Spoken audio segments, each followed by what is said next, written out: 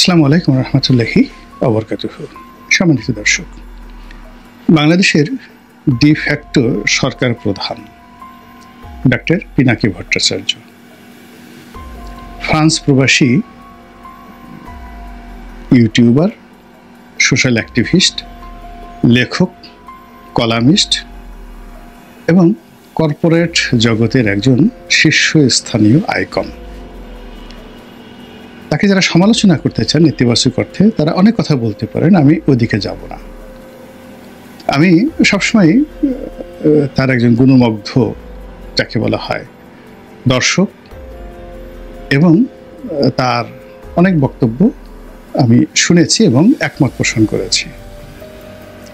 তো যেটা হলো যে এই বাংলাদেশে তো বটেই, পৃথিবীতে দ্বিতীয় পিনাকি ভট্টাচার্য আছে কিনা আমি বলতে পারবো না, আবার খুব দ্রুত তৈরি হবে এই কথাও বলতে পারবো না। এই জন্য হয় কি যে আমি তার যে কোনো কথা, যে কোনো বক্তব্য অত্যন্ত সিরিয়াসলি নেই। আমি কি পিনাকিকে তেল দিচ্ছি নাকি পিনাকিকে বাঁশ দিচ্ছি, এটা নিয়ে যারা বিতর্ক করবেন সেটা তাদের ব্যাপার, কিন্তু আমার কথাগুলো আগে শুনুন। প্রথমত হলো যে তিনি একজন ইউটিউবে কন্টেন্ট তৈরি করেন, কথাবার্তা বলেন, তার প্রচুর দর্শক রয়েছে, তার এক একটা ভিডিও গড়ে 10 লাখ মানুষ দেখে, 1 মিলিয়ন লোক দেখে অন অ্যাভারেজে। তো গত 1 বছর ধরে তার এই রমরমা অবস্থা। তিনি যদি একটা ভিডিও দেন 10 লাখ লোক দেখে, যদি দৈনিক না 2টো ভিডিও দেন, মাসে 60টি ভিডিও, এই 60টি ভিডিও 10 লাখ করে যদি লোক দেখেন, তাহলে কত মানুষ তার এই ভিডিওটা দেখেন। অনেকে দেখেন কিউরিওসিটি নিয়ে, অনেকে দেখেন বিরোধিতা করার জন্য, অনেকে দেখেন ভালোবেসে। কিন্তু দিন শেষে যারা বিরোধিতা করেন তারাও এই বারবার তার নাম, তার কথা, তার বক্তব্য, এইগুলো তাদের মাথায় ঢুকে যায়। ফলে তিনি যেভাবে হাত নাড়ান, হাতে যেভাবে বালা পরেন, যেভাবে তিনি নারী এবং পুরুষের যে লজ্জা স্থান, যেখান দিয়ে মলমূত্র বের হয়, সেই জায়গাগুলোকে তিনি যেভাবে অ্যাসার্টেন করেন, পয়েন্টিভ করেন, তিনি যেভাবে আমাদের সমাজের বড় বড় যারা লোকজন রয়েছেন, যাদের মলদ্বার দিয়ে মল বের হয়, সেই মলের সঙ্গে ঐশ্বরিয়া রায়ের যে একটা মলদ্বার আছে, সেই মলদ্বারের কি সম্পর্ক, সেই জিনিসগুলো তিনি যখন একেবারে আঙ্গুল দিয়ে উঁচু করে তিনি এগুলো বোঝানোর চেষ্টা করেন, তখন যাদের একটু চিন্তা শক্তি আছে তারা বুঝতে পারে যে এই আঙ্গুলটি কার পশ্চাৎ দেশে ঢুকলো। এরকম আবার তিনি কতগুলো শব্দ তিনি বের করেছেন, যেমন ঘুটু করা। তো ঘুটু করে স্পষ্টতই তিনি এটি মনে করছেন যৌন সঙ্গম করা। এখন এই ঘুটু করার ক্ষেত্রে তিনি তার ইচ্ছা মতো বিভিন্ন লোকের সাথে বিভিন্ন লোকের ঘুটু করিয়ে দিচ্ছেন। কখনো সেই প্রভাবশালী কোনো মন্ত্রীর পদমর্যাদার সাথে অন্য মন্ত্রীর, কোনো নারীর সাথে কোনো পুরুষের, তারপরে কোনো স্বৈর শাসকের সঙ্গে কোনো, মানে তার যেভাবে পছন্দ, তিনি যেভাবে নাটক তৈরি করছেন, যেভাবে চিত্রনাট্য তৈরি করছেন, যেভাবে তিনি সেটি উপস্থাপন করছেন, ওভাবে মানুষ রেসপন্ড করছে গত 1 বছর ধরে সিরিয়াসলি। এর আগে মানুষ শুনতেন কিন্তু রেসপন্ড করতেন না। কিন্তু এই জুলাই আগস্ট বিপ্লবের পুরো সময়টা, অর্থাৎ 2024 সনের যদি আপনি মে মাস ধরেন, মে মাস থেকে আজকের এই মে মাস পর্যন্ত, এই পুরো 1 বছরে লোকজন তার কথা ইফেক্টিভলি অ্যাটেন্ড করছে এবং এটা বাড়ছে। তার কথা মতো প্রথম আলো অফিসের সামনে জিয়াফত হচ্ছে, তার কথা মতো ডেইলি স্টারের সামনে নামাজ পড়ছে মানুষ, তার কথা মতো বুলডোজার নিয়ে সেই 32 নম্বর ভেঙে দেওয়া হচ্ছে, তার কথা মতো সরকারের নীতি পরিবর্তন হচ্ছে। সকালে তার সঙ্গে উপদেষ্টারা কথা বলছে, বিকেলবেলা ছবি তুলছে। এমনকি আমরা দেখলাম, সত্য মিথ্যা জানি না, উপদেষ্টারা তাদের যে বৈঠক, সেই বৈঠকে ডক্টর পিনাকির সঙ্গে আলাপ আলোচনা করে তারপরে সিদ্ধান্ত নিয়ে থাকেন। তো এরকম একজন সোশ্যাল অ্যাক্টিভিস্ট, যিনি এই 4-5 বছর ধরে ইউটিউব শুরু করেছেন, আর তার সফলতা মাত্র 1 বছর। সেই সফলতার মধ্যে তিনি যে ক্ষমতা অর্জন করেছেন আমজনতার উপর এবং প্রশাসন যন্ত্রের উপর এবং সরকারের অর্থাৎ রাষ্ট্রযন্ত্রে যারা সরকার পরিচালনা করছে তাদের উপর। অর্থাৎ পিনাকি যদি এখন ক্যান্টনমেন্টের কোনো বড় কর্তাকে ফোন দেন, তার অবস্থা বুঝতেই পারেন কীভাবে ঘুটু হয়ে যাবে। তিনি যদি এখন আসিফ নজরুল, আদিলুর রহমান শুভ্র বা অন্য রেজাওনাকে ফোন করেন যে আমি অমুক বলছি, আপনি বুঝতে পারেন যে সেখানে কী ধরনের একটা রসায়ন তৈরি হয়ে যাবে। তো এটা তো আসলে পৃথিবীর অন্য কোনো সেলিব্রিটি যাদের হয়তো মানে যাকে বলা হয় যেমন প্রিয়াঙ্কা চোপড়া, তো তার টুইটারের ফলোয়ার, ইউটিউবের ফলোয়ার অনেক অনেক বেশি, কিন্তু প্রিয়াঙ্কাকে এই কাজ করতে পারবেন? কিংবা ধরুন Elton John, sir Elton John খুব বিখ্যাত শিল্পী, তারও তো প্রচুর ফলোয়ার, তিনি কি পারবেন? না, পারবেন না। তো সেদিক থেকে পিনাকি এই কাজটি করতে পারছেন, তো তাকে সফলতার জন্য আপনার তাকে ধন্যবাদ দিতেই হবে। এবং একই সঙ্গে তিনি জনগণ, একই সঙ্গে তিনি তার বন্ধু, একই সঙ্গে তিনি তার শত্রু এবং একই সঙ্গে তিনি তার যে বাংলাদেশের রাষ্ট্র, সেই রাষ্ট্র তিনি পরিচালনা করছেন। এই জন্য আমি তাকে ডিফ্যাক্টো সরকার বললাম, এটা রিয়ালিটি। এখন আপনি এটাকে যেভাবেই নেন না কেন। তো সেই পিনাকি ভট্টাচার্য অতি সম্প্রতি হয়তো তার পরামর্শে আওয়ামী লীগ নিষিদ্ধ হয়েছে। তিনি এই নিষিদ্ধ করার জন্য মাস্টার প্ল্যান দিয়েছেন, তার কথা মতো রাজপথ গরম হয়েছে।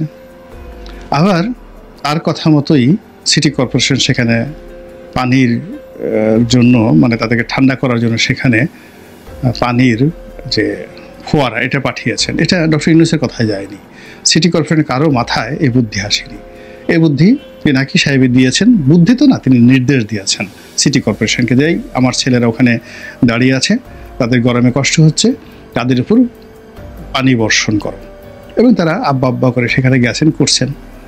সিটি কর্পোরেশন কোনো নেতা বা কর্তা যদি বুকের পাটা থাকে, তিনি বলুক যে না, আমি কারো বুদ্ধিতে পরামর্শ করিনি, আমি নিজে স্বপ্রণোদিত হয়ে ছাত্রদেরকে এই কাজটা করেছি, তাহলে আমি সরি বলবো।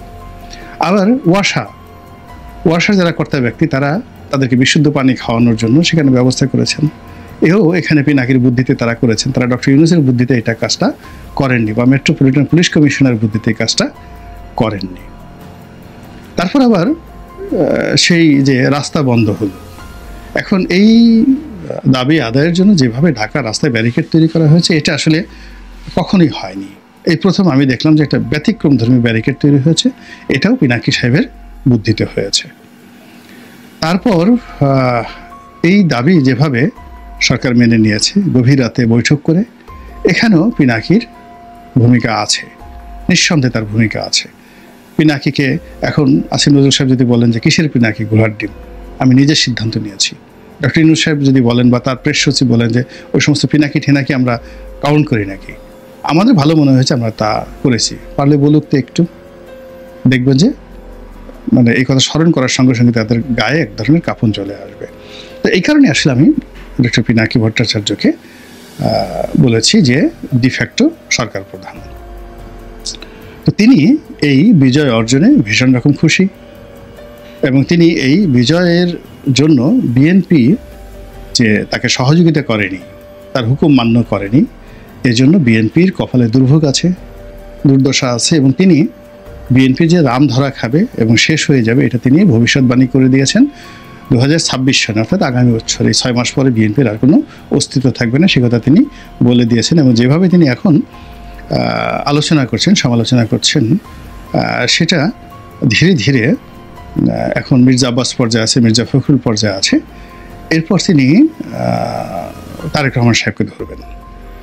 তার লন্ডনে বাসা ভাড়া কত, তার বাসায় কয়টা গাড়ি আছে, টাকা পান কোথায়, তিনি যখন হাওয়া ভবন চালাতেন তখন সেখানে কারা আসতো, ইন্ডিয়া থেকে কারা আসতো, হলিউড থেকে কারা আসতো, বলিউড থেকে কারা আসতো, তিনি দুবাই যেতেন, দুবাইতে কার সাথে তার কী কী বৈঠক আসছিল, এই জিনিসগুলো নিয়ে অনেক চিত্রনাট্য বিএনপি বিরোধী যারা আছে তারা এত চমৎকারভাবে তৈরি করে তার কাছে পাঠিয়ে দিয়েছে। এগুলো শুধুমাত্র তিনি যদি পড়েন তখন অনেক মানুষ, হাজার হাজার নয়, কোটি কোটি মানুষ সি সি সি সি করা শুরু করে দেবে যে হায় হায়, এটা কী ধরনের কথা, এটা কী ধরনের কথা।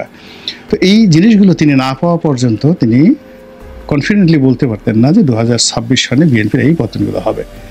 এখন এটা নিষ্পত্তি করার জন্য বিএনপি তাকে ডিফ্যাক্টো সরকার প্রধান হিসেবে মানতে পারে, তার পরামর্শ অনুসরণ করতে পারে, তার সাথে নেগোসিয়েশন করতে পারে, আদারওয়াইজ তিনি তার কর্মকাণ্ড করে যাবেন। তো এই যে এত কথা বললাম পিনাকি রঞ্জন সম্পর্কে, ভট্টাচার্য সম্পর্কে, মূলত তিনি অতি সম্প্রতি একটি চমৎকার যাকে বলা হয় পরিকল্পনা দিয়েছেন। প্রথম আলোর সামনে গরু জবাই করে তিনি যে জিয়াফতের আয়োজন করতে চেয়েছিলেন ওটা আংশিক সফল হয়েছে, পুরোপুরি সফল হয়নি। এই জন্য তার মনে অনেক দুঃখ। কিন্তু শাহবাগে তার যে বিজয়টা, এই বিজয়টা একেবারে শতভাগ। তো তিনি সেখানে জিয়াফতের ডাক দিয়েছেন যে এই জিয়াফতটা করতে হবে। তো তিনি এটাকে ওই 32 নম্বর ভাঙার যে উৎসাহ, ওটাকে এখানে সেলিব্রেট করতে চাচ্ছেন এই বিজয়ের সঙ্গে। এর কারণ হলো তখন 32 নম্বর ভাঙার পর সেখানে মিউজিক বেজেছিল, নেচেছিল, গিয়েছিল, কিন্তু গরু জবাই হয়নি সেখানে। তো ওই বিজয়টাকে আরও যাকে বলা হয় গ্লোরিফাই করার জন্য তিনি এই শাহবাগে জিয়াফত দিবেন। তো আমাদের দেশে জিয়াফত সাধারণত হয় কেউ মারা গেলে। এখানে যেহেতু আওয়ামী লীগ মারা গিয়েছে, এই জন্য সেই আনন্দ উপভোগ করার জন্য তিনি জিয়াফত দিবেন। সেখানে গান বাজবে, আর কোন গান বাজবে সেটাও তিনি বলে দিয়েছেন, চাকবুম চাকবুম চাঁদনি রাতে। এই যে একটা গান আছে বাংলাতে, খুব নাম করা একটা গান, এই গানটা এখন এই গানটা বাজবে, গরু জবাই হবে। আর এখানে যারা আন্দোলন লড়াই করেছে তাদের একটা বিরাট অংশ আমি দেখলাম দাড়ি আছে, টুপিধারী, ইসলামপন্থী তৌহিদি জনতা, তার সঙ্গে সঙ্গে ছাত্র জনতা তো আছে। এবং এখানে ডক্টর পিনাকির হুকুমে যে কাজটা হয়েছে, এই প্রথম শাহবাগীর যারা অরিজিনাল প্রতিভু নারী, স্মার্ট, ওনা পরেন না, মাথায় ঘোমটা দেন না, হিজাব পরেন না, এরকম নারী, অসংখ্য নারী, তারা তাদের সঙ্গে সঙ্গে শাহবাগী ক্যারেক্টারিস্টিক্সের ছেলে, পিনাকির আদর্শে ছিল, তার সঙ্গে যারা এই যে হুজুর যারা আছেন, কওমি জনতা যারা আছেন, মাদ্রাসা ছাত্র আছেন, তারা একেবারে যুগপৎভাবে নারী পুরুষ ঘাসাঘাসি করে যেভাবে কিয়ামতের ময়দানে সব একত্র থাকবে এবং কেউ কারো দিকে তাকানোর সুযোগ থাকবে না, ঠিক ওইভাবে তারা এই আন্দোলন করেছেন, স্লোগান দিয়েছেন, নারী স্লোগান দিয়েছে, পুরুষেরা লাফিয়ে লাফিয়ে সেই স্লোগান বাস্তবায়ন করেছে। তো এখন যেখানে যে জিয়াফত হবে, সেই জিয়াফতে গো জবাই হবে এবং সেখানে সেই গোমাংস খেয়ে, পোলাও খেয়ে, কুরমা খেয়ে মানুষ এই চাকবুম চাকবুম নাচানাচি করবে। এটা উনি বলে দিয়েছেন এবং এর জন্য যত খরচ হয় উনি সেটা দিবেন। তো এর মধ্যে সমস্যা কিছু দেখছি না, কিন্তু সমস্যা আমার কাছে একটু জিনিস মনে হচ্ছে যে বাংলাদেশে তো সবাই মুসলমান না, সবাই গরু খান না। এখানে হিন্দুরা যাবেন, এখন জামায়াত ইসলামী তো তাদের হিন্দু সমর্থক যারা আছেন তাদেরকে নিচ্ছেন। তো সেক্ষেত্রে হিন্দুদের জন্য তো ছাগলের আয়োজন করতে হবে অথবা পাঁঠার আয়োজন করতে হবে। অনেক হিন্দু ছাগল খান না, তারা পাঁঠা খান। আবার অনেক হিন্দু পাঁঠা খান না, তারা ছাগল বা খাসি খান। মহিলা ছাগল তারা মানে লেডি খাসি বা লেডি ছাগল তারা খান না, তারা সেই পুরুষ ছাগল খান। আর কিছু যারা রয়েছে যারা তেজি হিন্দু, গায়ে জোশ আছে, তারা পাঁঠা খান। আবার তারা এগুলো যে জবাই করেন, এগুলো ঠিক ইসলামিক আদায় এই জবাই হবে না, এটা অনেকটা বলিদান, তারা যেভাবে পাঁঠা বলি দেয়।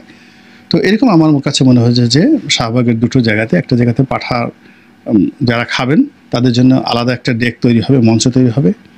যারা ছাগল খাবেন তাদের জন্য আলাদা, আর যারা গরু খাবেন তাদের জন্য আলাদা করে 3টি পয়েন্টে যদি এরকম চাকবুম চাকবুম চলে, তাহলে আমি মনে করি যে একটা নতুন ইতিহাস তৈরি হবে। পিনাকি যারা ভক্ত তাদের জন্য এটা বিরাট সুসংবাদ, আর পিনাকি যারা শত্রু তাদের জন্য এটা একটা বিরাট আতঙ্ক তৈরি করে বাংলাদেশের ইতিহাসে একটা নতুন অধ্যায় লিখিত হবে বলে আমি মনে করছি। আল্লাহ আমাদের সবাইকে হেদায়েত দান করুন, হেফাজত করুন। আসসালামু আলাইকুম ওয়া রাহমাতুল্লাহি ওয়া বারাকাতুহু।